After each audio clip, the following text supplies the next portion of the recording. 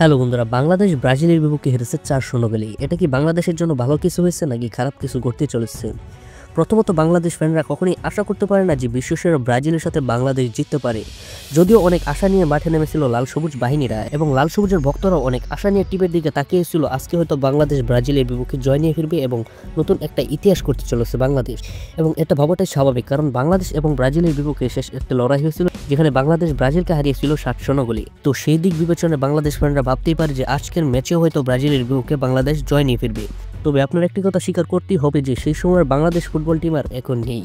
একদিকে বিশ্বসেরা দল ব্রাজিল, যাদের বিপক্ষে বাংলাদেশ আজকে হেরেছে 4-0 গোলে। বর্তমানে বাংলাদেশ ফুটবল টিমের অবস্থা খুব একটা ভালো নেই। এই অবস্থায় বিশ্বসেরা ব্রাজিল টিমের বিপক্ষে জয় পাওয়ার স্বপ্ন দেখা মানে এক কথায় সেরা কাতায় শুয়ে লাখ টাকার স্বপ্ন দেখা। তবে এই ম্যাচে বাংলাদেশ হারলেও বাংলাদেশ ফুটবল ফ্যানদের জন্য এটা গর্বের বিষয়, কারণ বিশ্বসেরা দল ব্রাজিলের বিপক্ষে বাংলাদেশ খেলতে পেরেছে। যেখানে ভারত নেপালের মতো দলগুলো ব্রাজিলের ধারে কাছেও যেতে পারে না, সেখানে বাংলাদেশের মতো দল ব্রাজিলের বিপক্ষে লড়েছে। এরপরে একজন বাংলাদেশি হিসেবে আপনার কাছে এর থেকে ভালো খবর কি হতে পারে? এই অবস্থায় ব্রাজিলের বিপক্ষে বাংলাদেশের জয় পাওয়াটা কি খুবই গুরুত্বপূর্ণ ছিল? আপনি যখন ভারত এবং নেপালের ফ্যানদের সাথে তর্ক করবেন তখন অন্তত আপনি বুক ফুলে এই কথা বলতে পারবেন যে আমরা বিশ্বসেরা দল ব্রাজিলের বিপক্ষে খেলেছি। এর থেকে গর্বের বিষয় আপনার কাছে আর কি হতে পারে?